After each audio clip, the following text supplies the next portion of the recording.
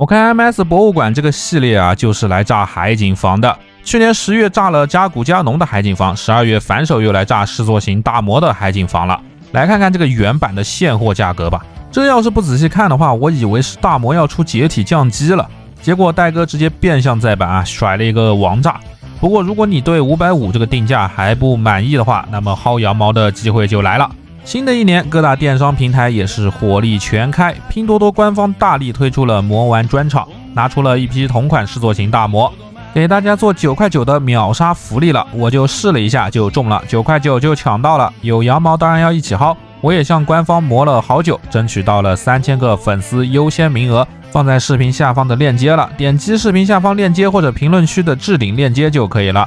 除此之外，从我专属的链接点进去，还能领取专享的大额优惠券，全场通用，想买什么魔玩都可以，还不快去拼手速啊！好的，那么回到正题，赶紧来看一看这次的实物。整个本体的造型就是如此了，这样远距离的看的话，是不是有一种我操，难道给了全涂装的既视感？感觉还要比上次的扎古加农要更进一步啊！增加了真实遗印后，还是很有感觉的，配合上哑光的质感以及这个地台一打光的话，效果就非常让人喜欢了。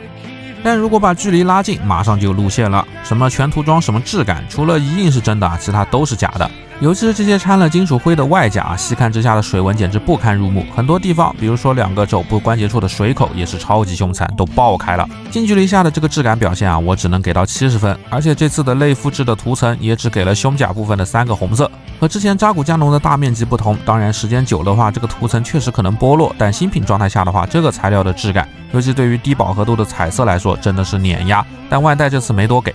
而我又没那个钱去买出版，所以跟原版的视作型大魔比究竟怎么样，我无法评价。大家可以在弹幕上发表一下看法。不过总体来说呢，我个人还是基本满意的。至于说视作型大魔的来历，那这就得从1年战争前开始捋了。曾经的吉翁公国有2家重工业公司，一家就是大家熟知的开发扎古的吉翁尼克，而另一家就是大家不太熟悉的叫兹马德的公司。他家推进器制造的不错，所以当年和扎古竞标的时候，他们也开发过一款叫兹达的 MS， 但试飞时机体根本扛不住推进力，直接当场。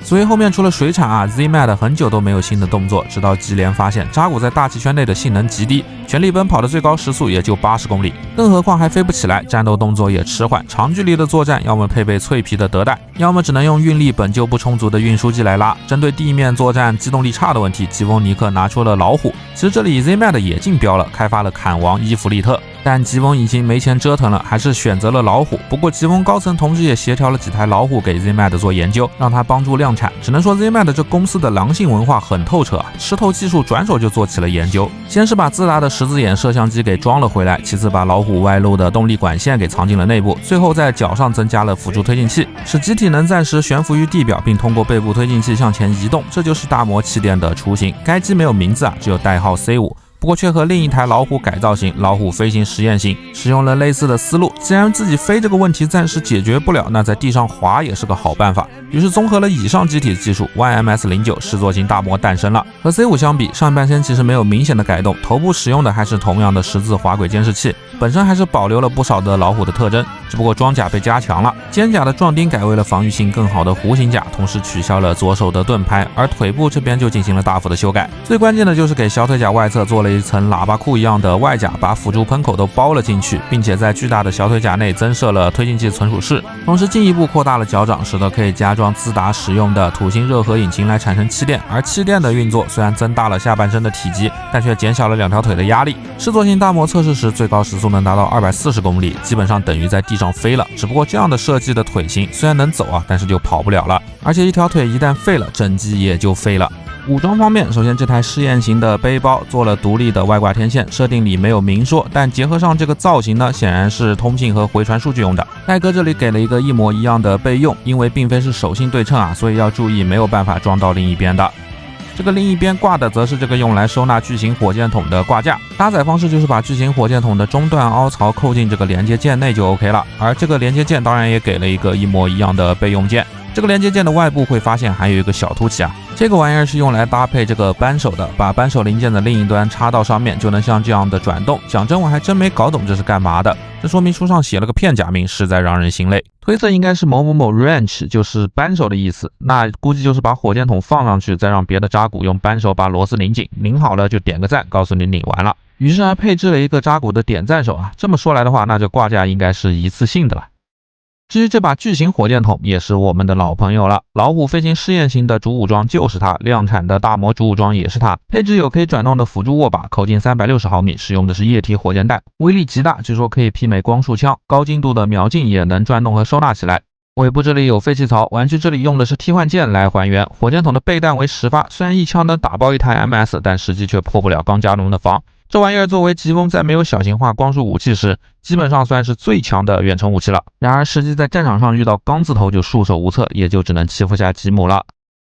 近战方面，本机继承了 C5 的武装，一根热能剑，相比起热能斧，更长更细的武器尺寸，减小了挥动所需的能量，又增大了杀伤的范围。在有光束剑之前，该武装可以说就是平替版。不过这玩意儿加热后竟然不是橘色，而是蓝色的，不知道是什么材质啊，竟然还有不一样的焰色反应。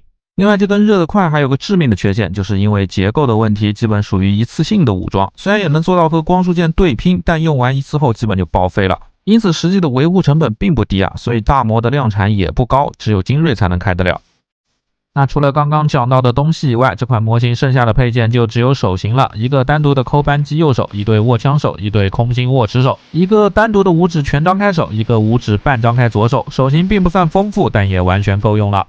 好的，那么以上就是所有本期相关的机设武装介绍了。介绍完所有的配件，那么惯例来到可动的环节。当然，本期的可动设计已经是老结构了，但即便如此啊，还是能看出当年可动设计的优秀。由于设定里大魔的头就是跟胸一体的，所以玩具里的结构就比较的特殊了。脖子虽然给了球冠，但没有给延长的结构，反而是做了一个和胸部联动的装置。单纯的低头只有10度左右，但设定里大魔是不会低头的。反而是抬头啊，通过胸甲的上抬结构，使大魔实现了类似抬头20度的效果。当然，你也可以认为这个是挺胸啊，而对于左右的摆头来说，就根本是没有的了。至于转头，设定中也动不了多少，主要是靠眼睛。但玩具这里毕竟球冠留了一定的范围嘛，还是能动个30度不到的。但大魔真正的锁敌靠的还是这个十字滑轨的摄像机。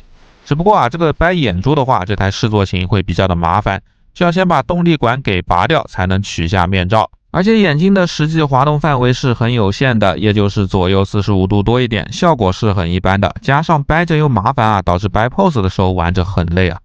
肩部做了前伸引出的关节，有一段向外的拉伸，幅度大概是20多30度，但是没有向后的挺胸范围。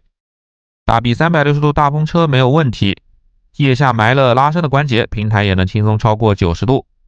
大臂上段做了常规的360度平转，同时小臂的上段也做了同样的360度平转。曲肘是标准的两段式，能够轻松180度小臂贴住大臂，不过曲肘后关节下方缺着一块，有点难看啊。手腕也做了独立的下翻30度的转轴关节。这台大魔的腰部是比较特殊的，向后仰能有个30度的幅度，穿帮也不严重，再加上胸部上抬幅度就能拥抱太阳了。但是这个弯腰就很着急了，最多20度啊，几乎是弯不下来的。胸甲和裙甲也有干涉，反而是这个左右的侧摆幅度很好，竟然能有个20度多一点，也算是很够看了。最后转腰360度当然是没有问题的，背包的推进器也能做一段上下的摆动。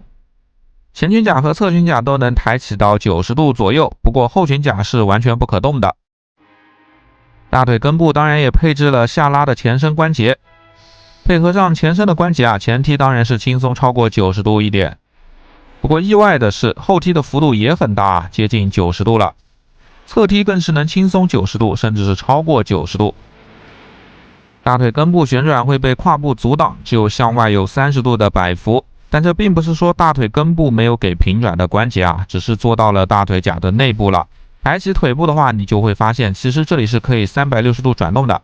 屈膝也是看似只有90度，也确实是它的极限了。但真不是因为没有做好啊，翻到后面就能看到小腿这里的折叠收纳，把这个大的推进器给折进去了。这个联动做的真的是非常的漂亮。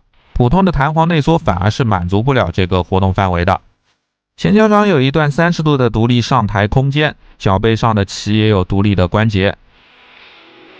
整个脚被一根长轴所连接，全部拉出后上抬有30度以上，下翻也能有个30度。脚掌的左右也能做正常的平转。虽然给了长轴的连接啊，但是接力的极限也就是30度多一点。这个没有办法，脚的造型实在是太大了。向外的接地也有啊，不过是不到30度的。